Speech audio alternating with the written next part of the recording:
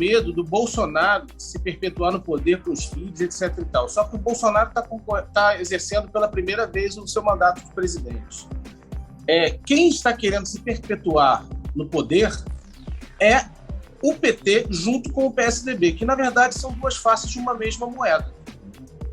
A gente sempre alertou até isso aqui, cara. Você até colocou outro dia um programa teu, antigão, que foi ao ar, em que você menciona isso. O maior inimigo do Bolsonaro não é o Lula, é o Alckmin. E isso não mudou na minha cabeça, isso para mim ainda é real. O Alckmin é o maior inimigo do Lula. Só que agora ele está muito mais perigoso para o Lula do que antes, porque agora ele é o vice do Lula. Uma coisa é você estar com o seu inimigo contra você num debate, você de um lado e você do outro. Outra coisa é você estar com um inimigo teu dentro da tua casa. Na hora que você estiver dormindo, ele joga óleo quente dentro do teu ouvido. Então, assim, a turma do Bolsonaro que rouba superfatura nota fiscal de posto de gasolina ali, 300 pontos, roubam dinheiro ali do auxílio do apartamento do Congresso para comer gente, como ele já falou. Esse tipo de roubo, isso aí pro eleitor do Bolsonaro nem é considerado corrupção. Agora, essa turma ligada ao PSDB, esses caras roubam o país inteiro. Então, assim, essa tropa junta é aquilo que você já falou aqui outras vezes. A questão do Caio Fábio, do dossiê Caimã. Ou seja, o PSDB roubou o país inteiro. E o Lula simplesmente fez o quê?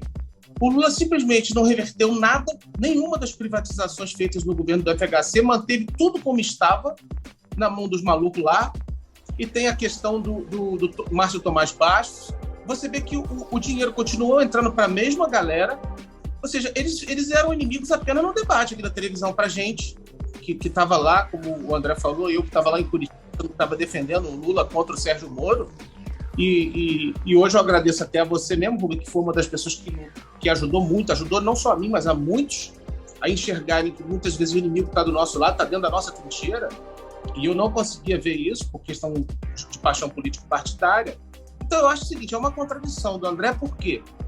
Porque quem está se perpetuando no poder são as forças que sempre se mantiveram no poder.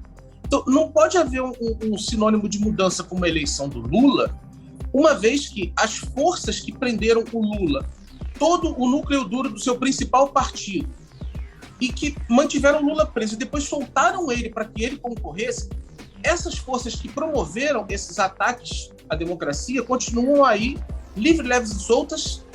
O Sérgio Moro é senador, Dallagnol é deputado, o Supremo, que corroborou todas as decisões judiciais que condenaram o Lula, não sofreu nada. Os juízes federais que condenaram o Lula e ratificaram a sentença Sérgio Moro, não aconteceu nada com eles. Os juízes do TRF4 não aconteceu nada com eles. Os juízes do STJ também não aconteceu nada com eles. De repente, uma noite, o Fachin acorda e descobre, olha, realmente era incompetente a vara de Curitiba. O Cristiano Zanin já tinha peticionado aquilo no início do processo.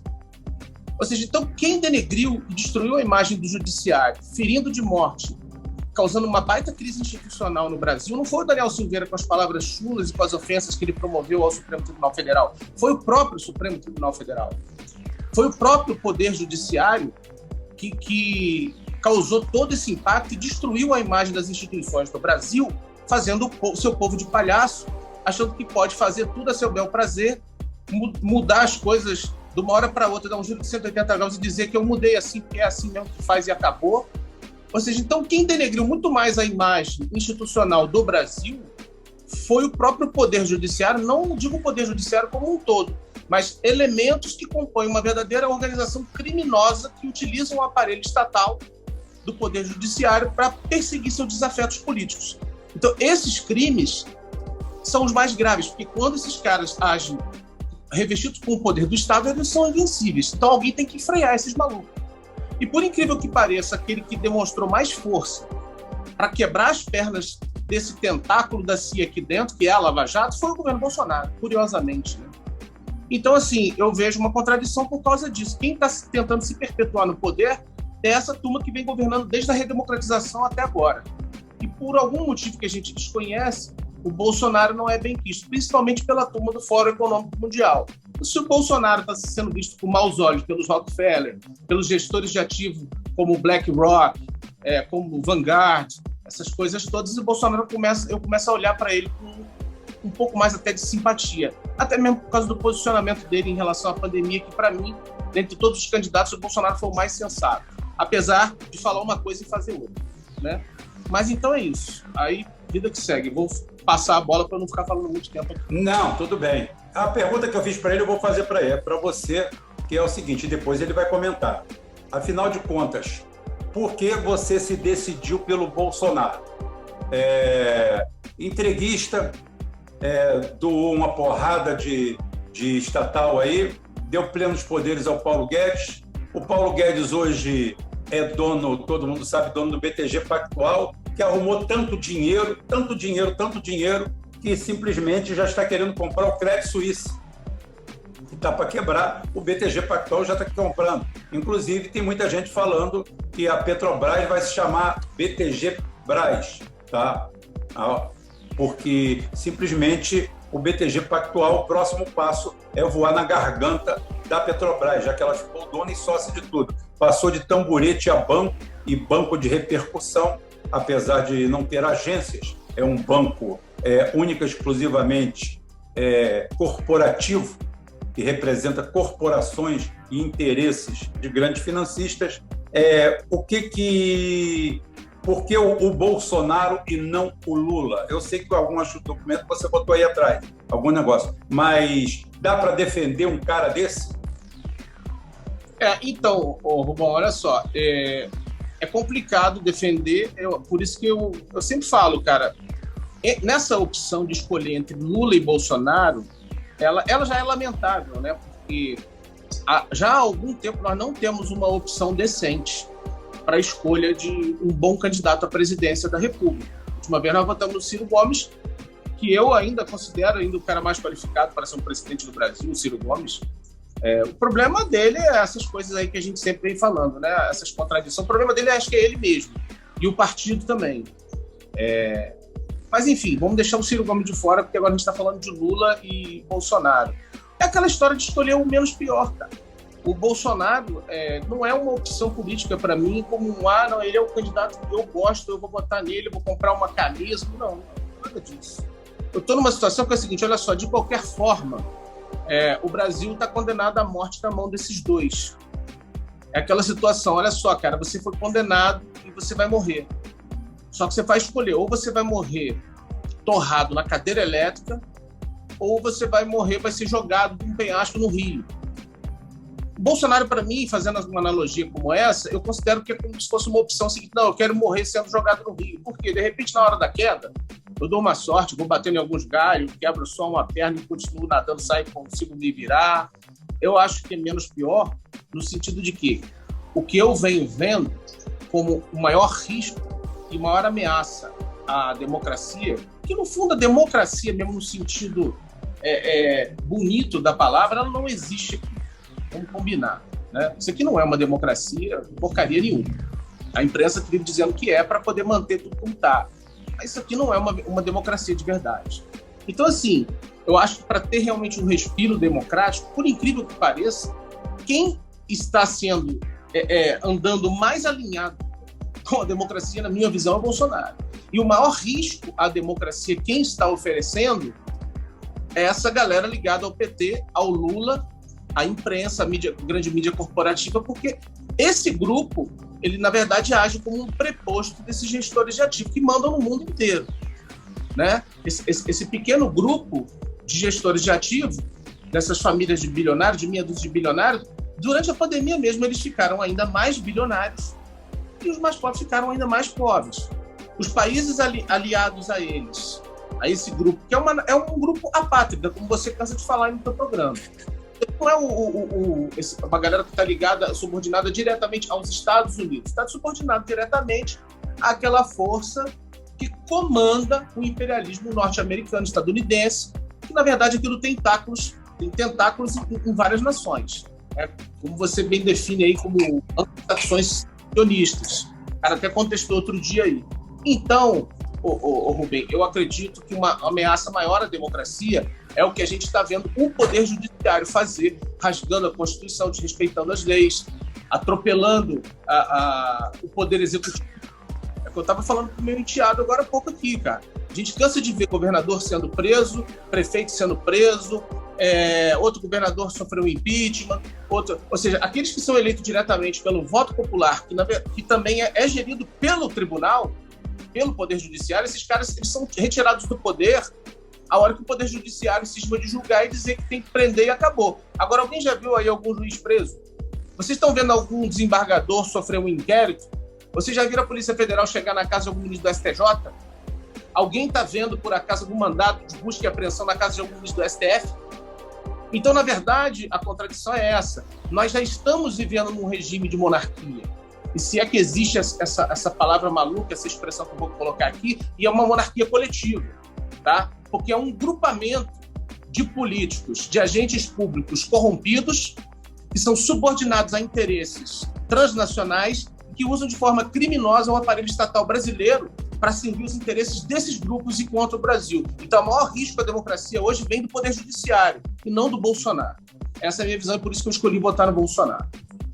E aqui você vai ver a diferença entre um bolsonarista chapéu de alumínio que vive ouvindo a Jovem Pan o tempo todo e caçando comunista, que é a esquerda, é o demônio, que é simbolizado aí pelo comunismo, que vai vencer, que está querendo dominar o mundo, etc. e tal.